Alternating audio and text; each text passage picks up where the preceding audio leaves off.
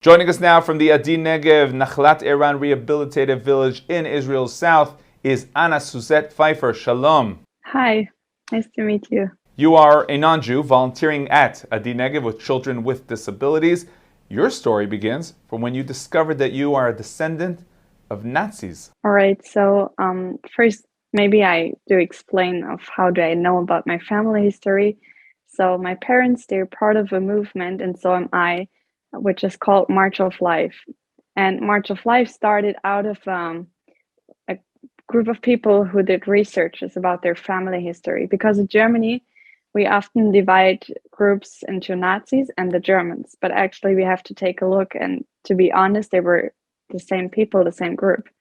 So there was a group of people, and in 2007, they started to do researches about their family history, what really has happened in the Holocaust, and what kind of which role their father, grandfather played in that tragedy. And what they found out that their grandfathers or fathers even that they were rapists, murderers, and thieves, and all these things that there was like a veil of silence above it. And out of this, this group walked together with descendants and with Holocaust survivors. So there were the descendants of Nazis walking together with Holocaust survivors and their descendants, the opposite way of a death march. It was meant to be an event, like a simple event, but it became very quickly a worldwide movement. And just around this week, there will be 70 marches in more than 50 nations. So thousands of people will be mobilized to stand up against anti-Semitism. And when did you learn your story? So when I was around 12 years old, my mom gave me a book of a Jewish girl growing up in Berlin at the time of the Nazi regime. And this novel helped me to understand how the whole situation happened, how the atmosphere was, and etc. And since then, my parents started to talk to me about my family history step by step.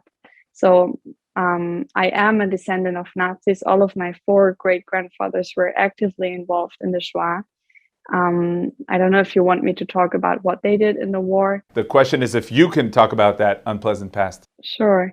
So on my father's side, one great-grandfather was kind of a mayor commander, and he fought in France, but also in Ukraine.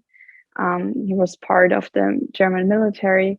And the other great-grandfather, he was born in Romania, but he grew up as he was a German, but he grew up in Romania. And when he heard about what happened in Germany, he decided to go all the way to Germany to voluntarily join the SS. And we know the SS was one of the cruelest parts of the German military. And he was a sniper in Europe, but also part of a project where Polish and Jewish families were kicked out of their homes so that Germans could settle there. So he was responsible for that too and helped there. And my father told me that until the end of his life, he was convinced by this ideology that he's superior, that like my father grew up with when there were family dinners, he mentioned that there was always like this atmosphere of racism, anti-Semitism. Even after the Holocaust was over, he was convinced that that was the right thing to do? I'm not sure if he openly talked about what he did. I don't think so. But his ideology or his values that Jewish people, Polish people, people with disabilities are less worth than his life, that was still there, even after the war. And what was on your mother's side? Yeah, on my mother's side, one of my great-grandfathers was kind of a supervisor in a tank factory. But there are stories that he was a very aggressive and violent man.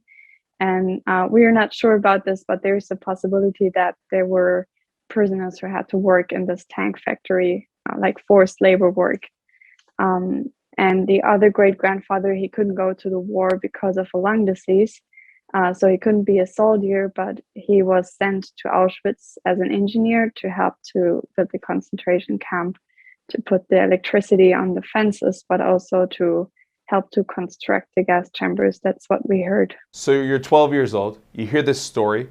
Did it shatter your world? Yeah. So of course, my parents didn't tell me all this at the age of 12. It's too much. And it's a topic where you have to be sensitive. It was really step by step. And I went with a group of teenagers to visit the concentration camp in Auschwitz when I was 15. And I think that was the point when all these questions came up, like, why was it my family? Why was it my nation? Why didn't they fight against it? Why didn't they do anything against it? Why were they willing to do it? Or at least why did they do it? And all these questions came up. And of course it was a chaos of feelings. What did you answer yourself? How did you get out of this emotional chaos? I'm very glad for my parents and also for the movement March of Life, how they deal with this whole topic. Um, my parents, they told me, they said, listen, you don't have to live with a wrong guilt. You were born in 2002, and that was the life of your great grandfathers, and you're not responsible for what they did because you don't have any effect on their lives. They did their decisions, they did these terrible crimes for which I'm from the bottom of my heart sorry for what they did to the Jewish people and to the other nations. But they said you have to take now responsibility for the present and the future. And one big issue in Germany was indifference. Many things in the Holocaust could happen because there were indifferent people, people who kept silent, people who were looking away. So that was the answer of all this to me, that I cannot undo the past, and that's also not what I am trying to do with this volunteer service or something. But I can take a stand for the present and the future. And unfortunately, there's a lot of anti-Semitism, and it's increasing. Also, during the pandemic, I finished school. I was the first Corona generation, and I discovered this anti-Semitism in Germany, and that it was increasing in a new way, also on social media and these platforms. And I was so shocked, and it encouraged me to become active and to do something. That's also what the March of Lives embodies, these values, not only to remember, but also to reconcile and to take a stand. And that's beautiful and very important. Do you think that there's a fear today that it could happen again, another Holocaust? Yeah, I mean, it's a very interesting question, and I'm not sure if there's a right answer to it. But we see there are people saying, oh, it could never happen again because we live in a democracy, because it already happened. And there are so many reasons to say.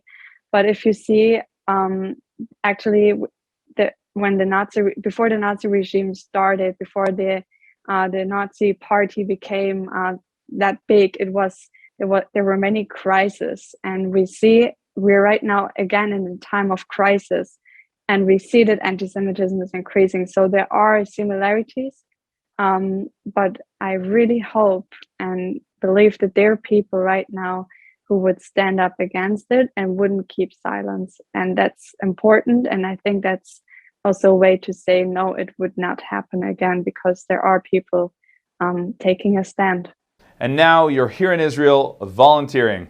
Yeah, so I do live and work in a wonderful village. It's a rehabilitation village for people with all kind of disabilities. There are several therapy possibilities, and I do work in a kindergarten.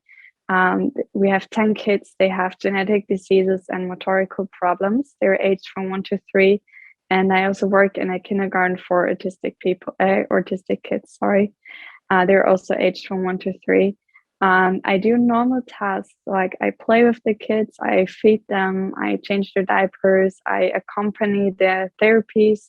And for me, it's a great work. In the beginning, I thought I would help the kids a lot, but actually, they're the biggest teachers when it's about happiness, but also about patience. And I'm very happy to have this work and to be able to work here and to live here. How do your friends and family relate to what you're doing? My parents, they were supporting me, and they're very proud of me, and they're absolutely supporting it.